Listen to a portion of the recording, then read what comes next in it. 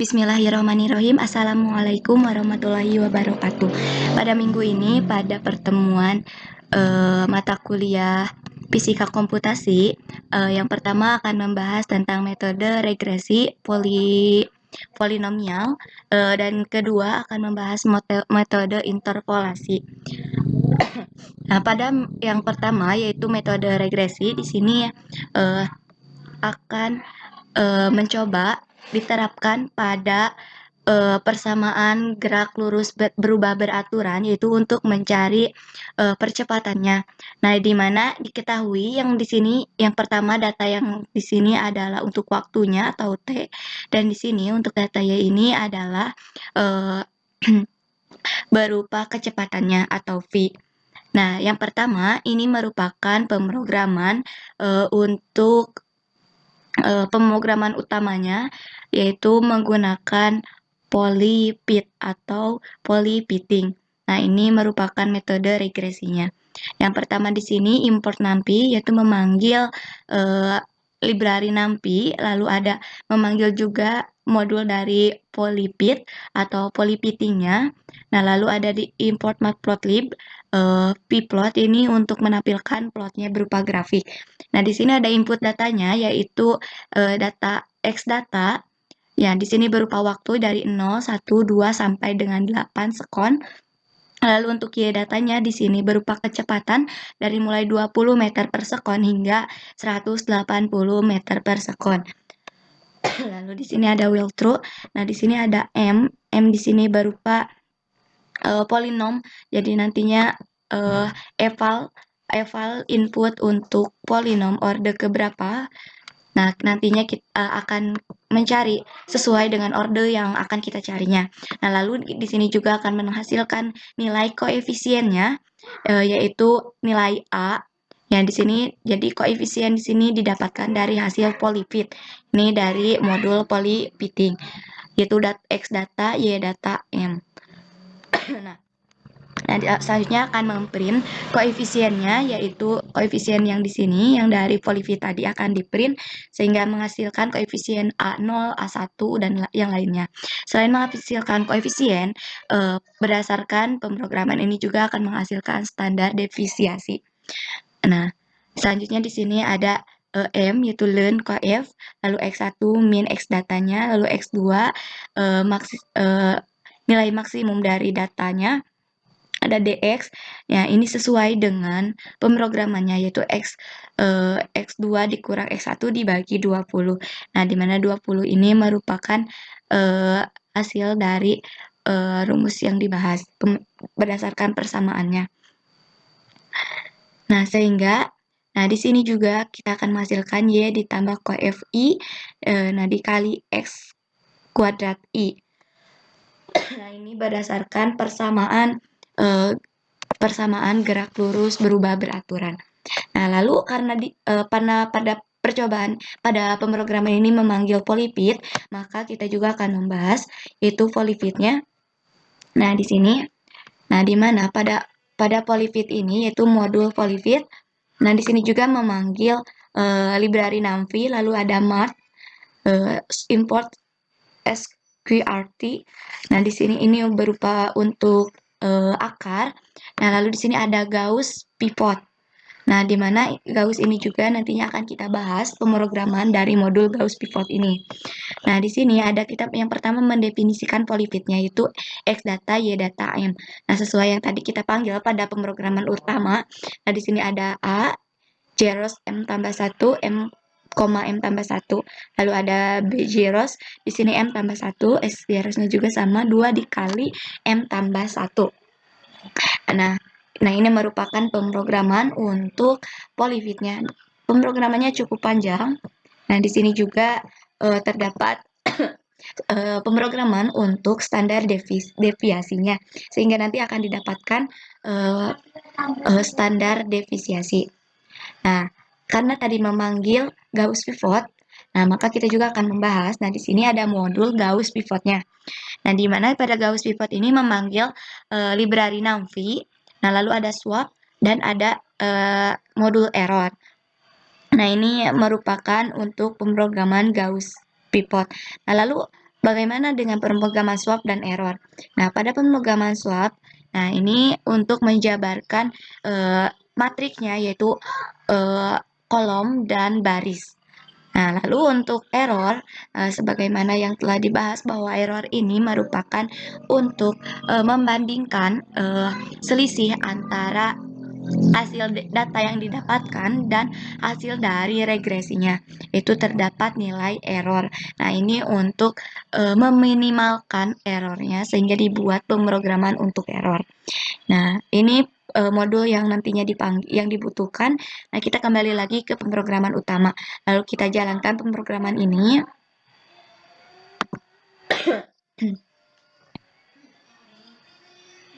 Nah, di sini terdapat polinom order. Nah, kita akan mencoba mencari untuk yang paling sederhana yaitu order 1. Nah, kita langsung mendapatkan fitting grafiknya.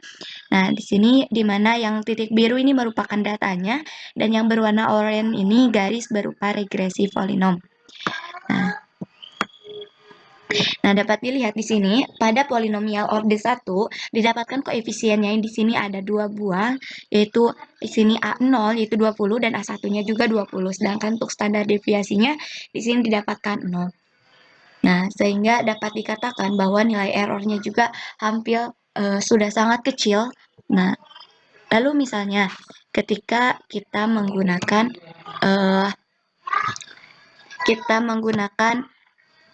order lainnya, misalnya pada polinom order 2, kita akan langsung mendapatkan grafiknya.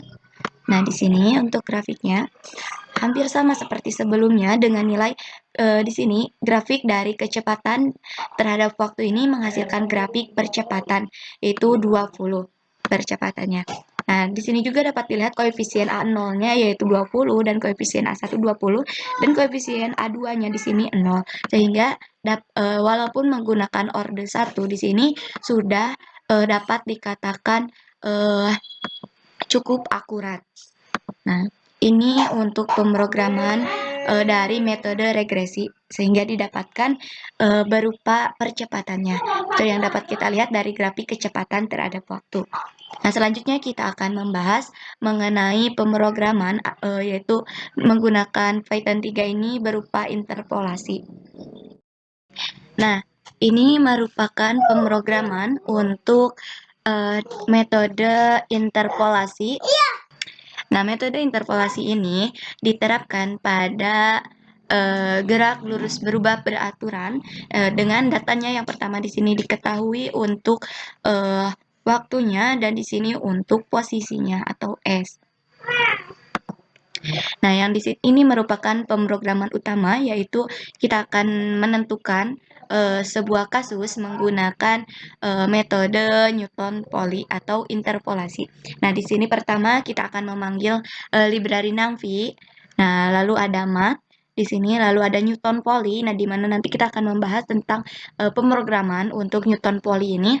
Nah, lalu di sini juga ada matplotlib yaitu untuk membuat plotnya berupa grafik. Nah, lalu di sini ada input datanya untuk X data di sini adalah nilai T yang akan kita cari yaitu 3, 6, dan 9 sekon.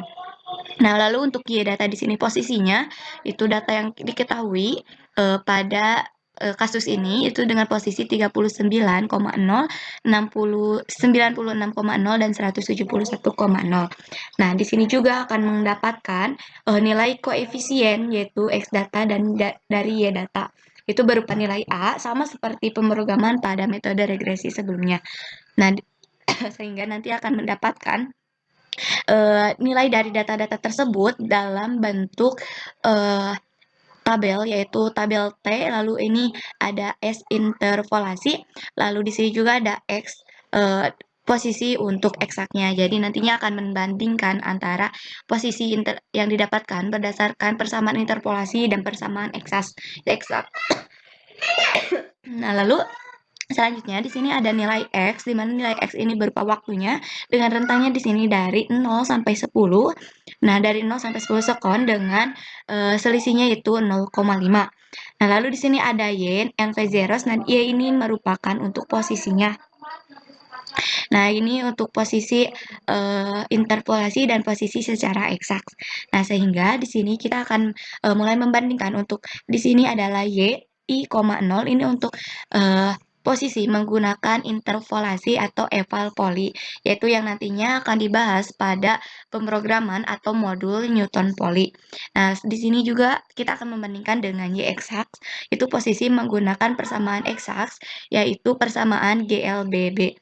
Nah, dengan rumusnya ini yaitu V0 dikali T ditambah setengah A T kuadrat. Nah, dengan V0 ini yaitu 10 meter per sekon, lalu X di sini merupakan waktunya ditambah setengah atau 0,5 dikali 2. 2 di sini merupakan percepatan, yaitu nilai A-nya sesuai dengan kasus yang akan kita cari nanti. Nah, lalu di sini ada X kuadrat atau di sini adalah T kuadrat. Nah, lalu di sini akan memprint. Nah, ini yang 3,1 F di sini merupakan untuk tabel pertama kita akan menunjukkan yang satu ini adalah nilai desimalnya. Misalnya 0,1. Nah, itu berbentuk desimalnya hanya 1 di belakang koma. Nah, di sini juga ada 9,5. Nah, di sini dari poin ke-9 ini dengan di belakang komanya ada 5, begitupun yang pada tabel selanjutnya itu S eksak juga sama. Nah, di sini juga akan menampilkan plot datanya, yaitu berupa grafik dengan grafik perbandingan data interpolasi Newton dan nilai eksak. Nah, di sini dengan waktunya, label X-nya ini waktu dan Y-nya perpindahan. Nah, kita akan mulai ke persamaan atau pemrograman dari Newton Poli. Nah, ini merupakan pemrograman untuk Newton Poli. Nah, di sini kita akan membuat atau mendefinisikan eval poli. Nah, yang tadinya kita panggil pada posisi atau y eval poli. Nah, di sini ini merupakan untuk pemrograman dari Newton Polinya. Nah, kita kembali lagi ke pemrograman dari kasus ini. Lalu kita jalankan. Nah, ketika dijalankan atau di running, di sini akan mendapatkan tabel berupa T, lalu ada posisi interpolasi dan S eksaknya.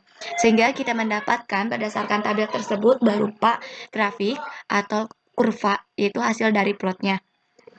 Nah, di sini ada 3 buah data, yaitu datanya, lalu ada data dari Newton Poli, lalu data dari eksak, yang menggunakan persamaan fisika tadi, yaitu persamaan GLBB.